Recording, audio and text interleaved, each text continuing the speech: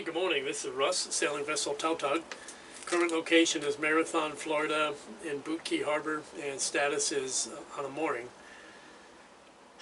And really, life is good. This is why I came here, frankly. I mean, Marathon, I can't imagine a better place to spend the winter in the United States than right here in Boot Key Harbor. I mean, it's a wonderful community of other boaters. I think there's 200 boats sitting here on moorings. We're pretty darn close to that. And it's just a great group of folks, and I really just, I mean, you know, Todd and Shannon, I had a great chat with them the other day, Eric and Muffet a couple days before that. Really just some great folks, and I'm just grateful to be here. But I'm also very keen to get moving. My channel's entitled The Escape of a Navy Nuke, right? And I have kind of escaped the rat race in that I'm not working in a nuclear plant anymore, so that's good. But I haven't escaped the USA yet and headed out to other countries and started crossing oceans, and I haven't done that. And the question really is, am I ready? And what does it take to get me ready? And I've done a lot of thinking the last 2 weeks. I've been doing project work, yes, but in between I've been thinking and jotting down my notes of all the things I need to buy. You know, we'll discuss these damn plastic water jugs, and you see the repairs on it. Things like that. I mean, what is necessary kit and what's not necessary. So we'll talk about that in this episode. So I hope you enjoy. Okay, so this is the status of this work area, and it's complete except for buying cushions and then getting the teak strips to go on the bulkhead or the hull. But the teak strips on the hull is something that we'll do when we get to Guatemala, because it would cost, and I'm not making this up, it would cost me over $400 US to buy little teeny strips of wood to do that. And I'm going, holy mackerel. I'm just not going to spend money on stuff like that. What I'll do is I wait till I'll make them out of pine. So these things here, those are teak or mahogany in almost all boats. And that's the type of wood. Those woods are very expensive. So I'm just not going to spend valuable resources on things like that. I can take, if I had a table saw, I would just buy some pine and I would rip it down in little strips of pine, you know, and you know, and just make a number of strips, 78 inches long or whatever it's supposed to be, I think, and put 10 of them on there, and that'll be that. And you can stain them any color in the world. And for me, that's the direction we're going to go. But I don't have a table saw, so if anybody's local, you know, to South Florida, and you have a table saw, and you're willing to kind of work with me, we can do something, because I do have a car, so.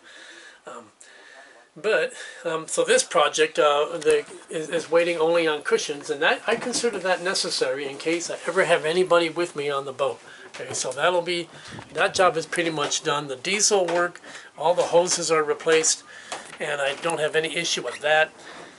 I'm going after instrumentation next, so in project space, that's where we're going to go after, is instrumentation next, and by the time I'm done screwing with that, I'll probably be on the plane to the Philippines. So that's see. Anyway, I got the engine instrumentation panel removed, and so you're kind of looking at it upside down. That's the tachometer, of course, voltmeter, and I forget. One of them is engine hours. I think that's that one. So that's probably water temp, oil pressure, or vice versa. And what I'm looking at here is all the wires. One of the purple wires is connected there to the top of the engine, right there. I think that's a water line, so I'm assuming that's a water temperature sender. I am embarrassed to tell you, I don't know where the oil pressure sender is. My gosh, my belt is bad. Oh, okay, yeah, the belt. My belt is coming bad. Damn it. How do you like that? That's a new belt, too. Huh. That ain't good. So what I think I'm looking at is a ground wire here, which has been bundled with that purple wire, but that one actually has a label that says it goes to a voltmeter on the alternator, no doubt. But it's not been connected, and it's got this wire, which appears to be a ground, and all these others seem to have common grounds kind of bundled together, as if there's a common ground for all these, which might be this one, but this one is not connected to anybody else. So I gotta figure this out a little bit. I'm assuming this is a common power source that is jumper to all the others. And I'm going to just kind of start tracing wires and try to figure out what it is I've got. I mean, I'm really not too keen on having to buy all the new instruments and buy all new sender units, but I may have to. I just don't know yet. So, but before I do any purchasing, I'm going to kind of figure out what I can figure out, see if I can make any of them come to life, even if they're not reading exactly right, just knowing that they basically function, and I can go ahead and replace senders one at a time. So, anyway, we'll get on that job, and I've got another hour of sunlight. We'll just see how far I can progress here.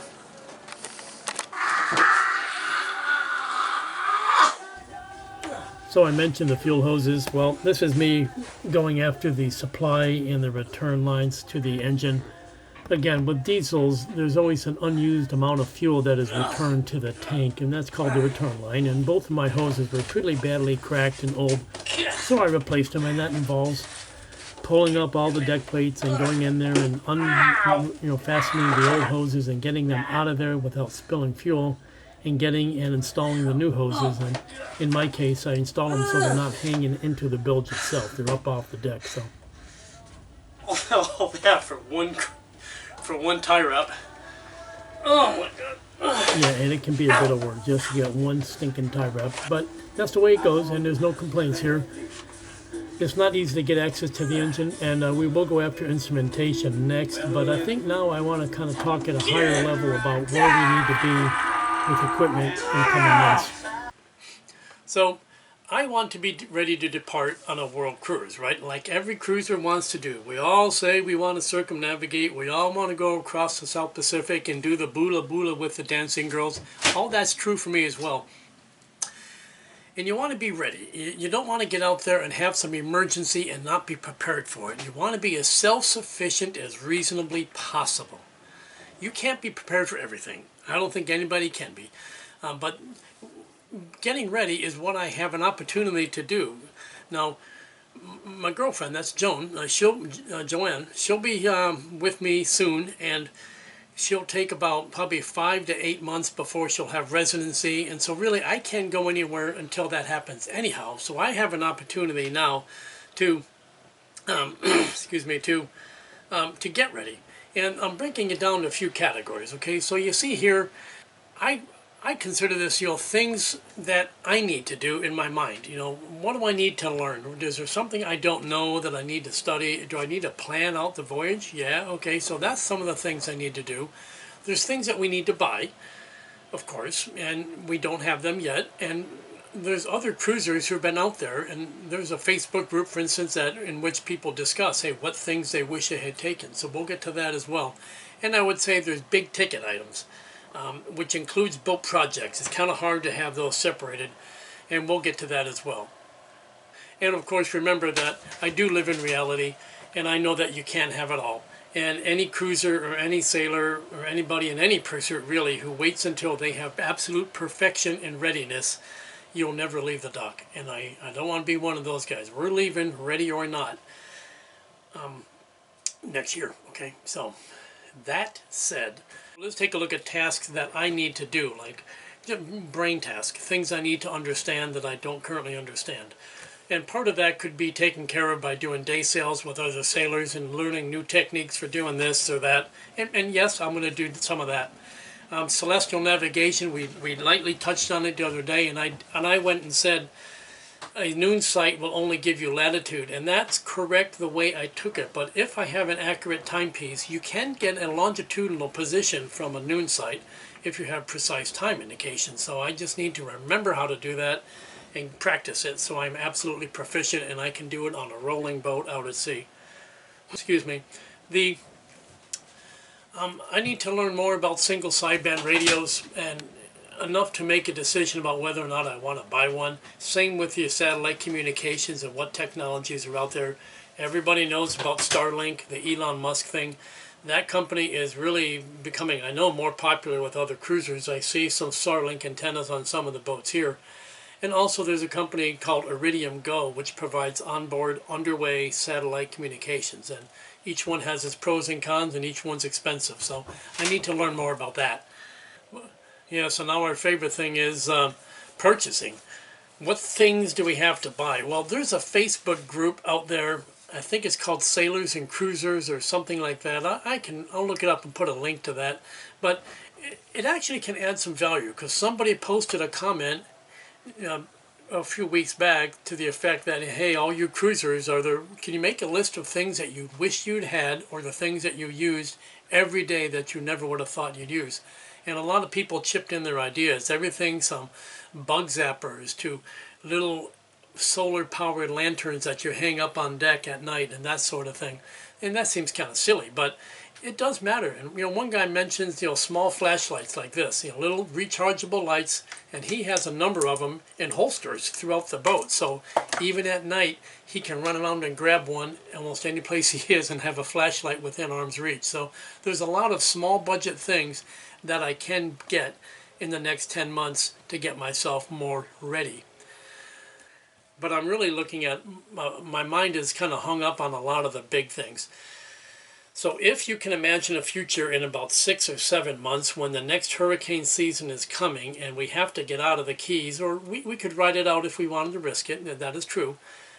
Most people run north to Jacksonville, most people, or they run all the way south and get south of St. Lucia, and that's the two places you get out of the hurricane belt, statistically. One other thing I could do, though, assuming Joanne has her residency card by then, and she ought to, head for Guatemala. Now, Guatemala is a place, there's a place called Rio Dulce down there, and a lot of cruisers on the Atlantic coast go there to do their haul-outs, because there's a couple of really good boat yards that do excellent work. The prices are lower, the marinas are cheaper, and really it's an excellent community, and it'd be a nice adventure for us, to go someplace different. But you need to go down there with a very firm idea of what work you want to get done, because in Rio Dulce it's another country, right? And so you can't just go to Amazon and order anything you see and have it shipped to your house, because it's got to go through customs. And in many countries, things getting into and out of customs are about as efficient as us getting this damn visa with the USA. It's not easy. You need to know what jobs you're going to do before you shove off and head for Guatemala, and you need to have purchased all the materials for that job. The men down there in those boatyards can do excellent work, but they can't always get the materials as easily as we can. So that requires pre-planning. Yeah, so when you look at the big things that I need to buy, I would say all of them are optional. I mean, if I needed to take off right now, I could go. But one job or one little, set of conditions that's been bugging me for quite a while is my cockpit cover. I want to increase the solar power capacity, which means more panels or bigger panels, to go from 400 watts to about 800 watts of solar charging capacity. And that's going to require work to the cockpit cover, the canvas and stainless steel tubing cover that's up there. In addition, I'd like to change the davits, because my davits that I have, they can't get the dinghy very high out of the water. So for any deep water passage, I have to put the dinghy up on deck, and then that makes it very, very hard to see. Okay, so it blocks your view down the starboard side, and that I've been surviving with that so far. Okay. Also add in the fact that I don't have any kind of easy boarding ladder, and I don't have any kind of swim platform, which will be necessary if I'm going to be getting scuba gear. So you kind of feed these things together, and a lot of it could be solved by having a project to design and install a whole new cockpit cover. And if I bought the stainless steel or aluminum tubing while I'm here, we could get that work done in Guatemala. So that's kind of a decision first. You got to decide whether we're going to do it, then design it, then buy all the parts, and then maybe next June, July, or August we'll shove off for Guatemala. Yeah, and a second outboard. Should I have a second outboard? Should I get a Whisker pole? I haven't used a Whisker pole yet, but maybe that's only because I really am not familiar with using them, and I've never done a whole lot of direct downwind sailing, and my existing Whisker pole was broken. So, so there's a lot of reasons why I haven't used a Whisker pole, and I was looking at getting one, but a new one is going to cost me $2,200 thereabouts. And I'm like, yowza, that's a lot of money. And so that's the question. Should I make my own? And people do. People make like a poor man's Whisker pole. that is maybe not telescoping, or maybe you can make them just out of wood, right? You can get a spar, but it's going to be heavy, but you really can be done. So I got to think about that too. Yeah, scuba diving gear is also a pretty big ticket item. If you want to buy new gear, you're looking at probably at least $1,500 to get yourself set up. I mean, if you're looking at the BC, the regulator, new tanks, you know, and a big set of fins, you're easily looking at $1,500, probably another 1,000 more than that. So I've been kind of eyeballing Facebook Marketplace and other sales groups to see if anybody's selling used gear. Because at some point, that you just never know when you might need to dive down the water and stay down for a few minutes to go fix something, or to deal with an anchor, or deal with a fouled propeller. And I've been managing so far with just a snorkel, and that's right in the same thing. It's a question. I can survive without it, but it'd be better to have it. And if I have it, then where in the hell am I going to put it? Because I don't have any place to store it. So there we go. Another big ticket item that's kind of on my brain pan here is air conditioning. If I'm going to Guatemala next summer, then I am going to need air conditioning, because this was miserable in Florida this past summer, and Guatemala is not going to be cooler and drier. So if I buy a new air conditioner, it's going to probably require a new generator. It's like, and so it's the same old thing. It's like now we're talking another couple hundred, well, a few $100s at least, probably $500 for a bigger generator. An air conditioner, depending what kind I get, is going to be somewhere. It could be as cheap as $300 or $400, or it could be quite expensive if you want the permanently installed kind. The permanent air conditioner will require seawater cooling, and that means I need to be hauled out to install the seacock valve. So again, on these projects, you got to look at the project and everything that's entailed, and then you build your list of what you need and look at the prices, and then you start deciding how you're going to do the work, or you're going to hire it out. So I'm going to include at the end of this video, a written summary of all the things that I'm kind of considering. And I actually am very thankful that somehow my career developed from operating nuclear power plants, and I somehow bumbled my way into doing major projects. And one thing you do when you're a project manager is you develop a skill for sitting back and looking at the big picture kind of unemotionally, and you look at what tasks are needed and what sequence and which things have to be done before another one gets done and all that sort of thing. And I can do a lot of that in my head, I'm happy to say. But it all comes down to making decisions, and it comes down to money. So I am not flat-ass broke, but I'm not wealthy, so I need to be very mindful of how much money I'm planning on spending in the next few months. So I look forward to feedback. Now I think I may have a line on an inexpensive life raft. That would be really cool.